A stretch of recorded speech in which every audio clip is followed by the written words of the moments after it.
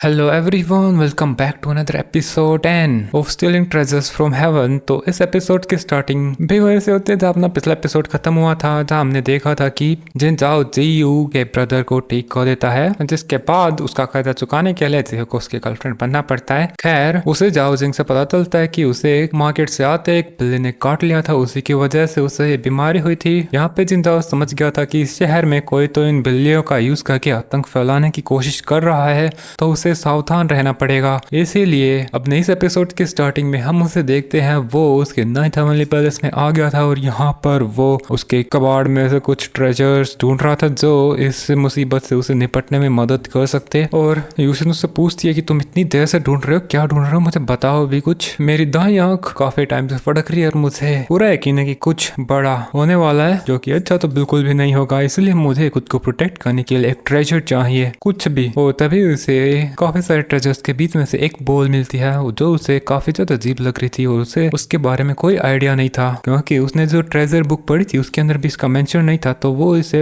यूसन को देता है, उसके बारे में पूछ रहा था, तो वो उसे बताती है कि ये इमॉर्टल ब्रीड है, हजारों साल पुराना, लेकिन इसका आज के टाइम में कोई भी यूज नहीं है। और वो उसे पीछे फेंक देती है, लेकिन जिंदा उसे फटाक से पकड़ लेता है। वो कह रहा था, तुम तो स्वर्ग की देवी हो, तुम्हारे लिए सब कुछ यूजलेस ही होगा, कभी कभार मेरे बारे में भी सोच लिया करो। जिस पे वो बोलती है कि ऐसा तो तुम भी यूजलेस हो। आज जिंदा खड़ा हो जाता है और वो कहता है चलो एक डील करते हैं। बस वो इतना ही बोलता है। मेरे ख्याल से वो इस पर्ल को लेकर डील कर रहा है कि ये बिल्कुल भी यूजलेस नहीं है। इसके बाद अपना तुरंत सीन चेंज हो जाता है और हम लोग एक फाइटिंग एरिना को देखते हैं जहाँ पे जिंजाओ आ गया था। यहाँ पर मार्शल आर्ट्स नाम का कोई कंपटीशन हो रहा था और आम जन से चकाचक भरा हुआ था। अब वो ऐसे चुपचाप खड़ा देख रहा था, तभी पीछे से शायद से उसका दोस्त आ जाता है जो उसे डरा देता है। तो जिंजाओ उसे बोलता है, कमीने कुछ बोल तो देता, डरा दिया। तो वो बोलता है, ब्रदर मैं सहमा हुआ हूँ, मैं भी बस पहली बार ही आया था। डबल मीनिंग में बात कर रहा था, फिर शो ऑफ करने लगता है। खैर तभी जिंजाओ को कॉल आ जाती है और ये जोरन की कॉल थी और वो उसे बता रही थी कि मुझे एक क्लू मिला है उन बिल्लियों के बारे में जो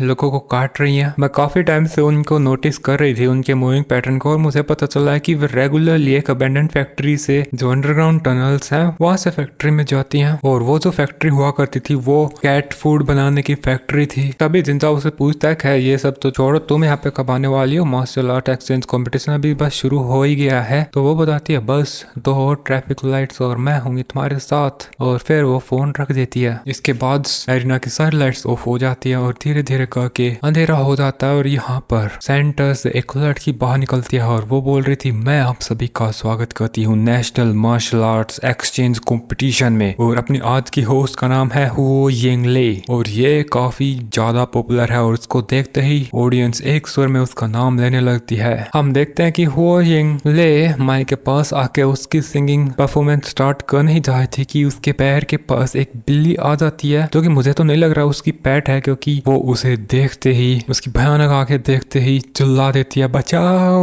वो फटाक से दूर हो जाती है, कुछ गार्ड्स उसे बचाने के लिए आ जाते हैं। ये बिल्ली काफी ज्यादा स्ट्रेंज थी। तभी हम उस मास्टरमैन को भी देखते हैं जो इन बिल्लियों का मास्टर है। वो कह रहा था, खाओ, तुम्हें जितना खाना उतना खाओ। और उसके हाथ में भी एक ग्लास खून से भरा हुआ था। और इस आदमी का नाम है जियो मोरेन, जिसका इंग्लिश में अर्थ ग्रेव डिगर है। वो बोल रहा था आज होगी दावत। और उस बिल्ली के साथ हम यहाँ पे काफी सारी और बिल्लियों को भी देखते हैं। यहाँ की जो सिक्योरिटी गार्ड्स थे वे गन्स निकाल लेते हैं, बट उन गन से कुछ होने वाला है नहीं, क्योंकि ये बिल्लियां बहुत ज्यादा पावरफुल हैं। वे गार्ड्स भी समझ गए थे कि नॉर्मल बिल्लियां नहीं है, और ऊपर से जिंजाओ भी ये सब देख रहा था और उसे समझ में आ जाता है कि ये तो बिल्कुल जाओजिंग की तरह एक्ट कर रही हैं। और तभी उसे याद आता है, एक मिनट, इस मार्शल आर्ट्स एक्सचेंज कंपटीशन का जो स्पॉन्सर है वो शेनिये कैट फूड कंपनी है। ये सारा प्लान था। तभी फाइट स्टार्ट हो जाती है, बिल्लिया गार्ड्स के ऊपर अटैक कर देती हैं। गार्ड्स नहीं बल्कि आम लोगों पे भी अटैक करने लगती है और उन्हें खाने लगी थी। ये देख के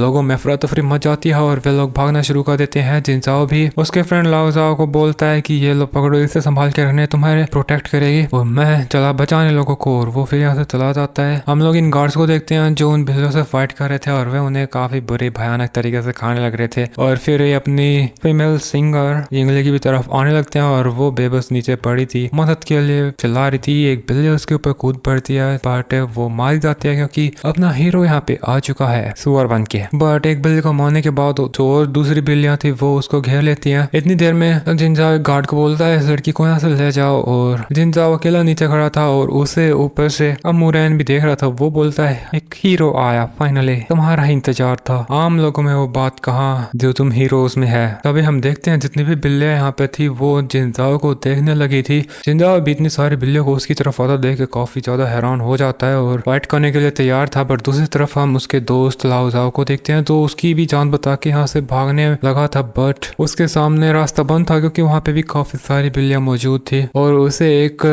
कोने से चिपका देती है। अब उसे उसके दोस्त पे यकीन था कि ये पल उसे बचा लेगा, बट उससे कुछ भी नहीं होता और ये सारी बिल्लियां उसके ऊपर कूद जाती हैं। अभी वो जिंदा है कि मर गया पता भी नहीं, हुई बिल्लियां उसे खाने लग रही हैं। खैर हम जिंदाओं की साइड देखते हैं। बिल्लियों ने उसके ऊपर अटैक किया था तो वो उसकी सीजर से उनके साथ फाइट करने लगा था, बट वो सभी से एक साथ फाइट नहीं कर पाता और ये बिल्लियां उसे काफी बुरी तरीके से उनके पंजों से इंजर कर रही हैं। तभी जिंदाओं को कुछ गड़बड़ महसूस होती है और हम देखते हैं कि यहाँ चारों तरफ स्मोक फैल जाती है और उनके अंदर बहुत बहुत ज्यादा बिल्लियां थी और वे सारी निकल के जिंदा के ऊपर अटैक कर देती हैं। बट तभी यहाँ पर कोई तो आ जाता है जो एक ही अटैक में इन बिल्लियों को मार देता है और वो ग्लो कर रहा था तो इसलिए हमें उसका चेहरा देखने को नहीं मिलता और वो बोल रहा था मेरे दोस्त से दूर रहो, और ये जो बंदा था ये था लाओ जाओ और वो फिर से एक अटैक करते हुए कहता है ब्रदर मैं आ गया तुम्हें बताने। और दोस्तों इसके साथ ही एपिसोड 3 खत्म हो जाता है। Bye bye.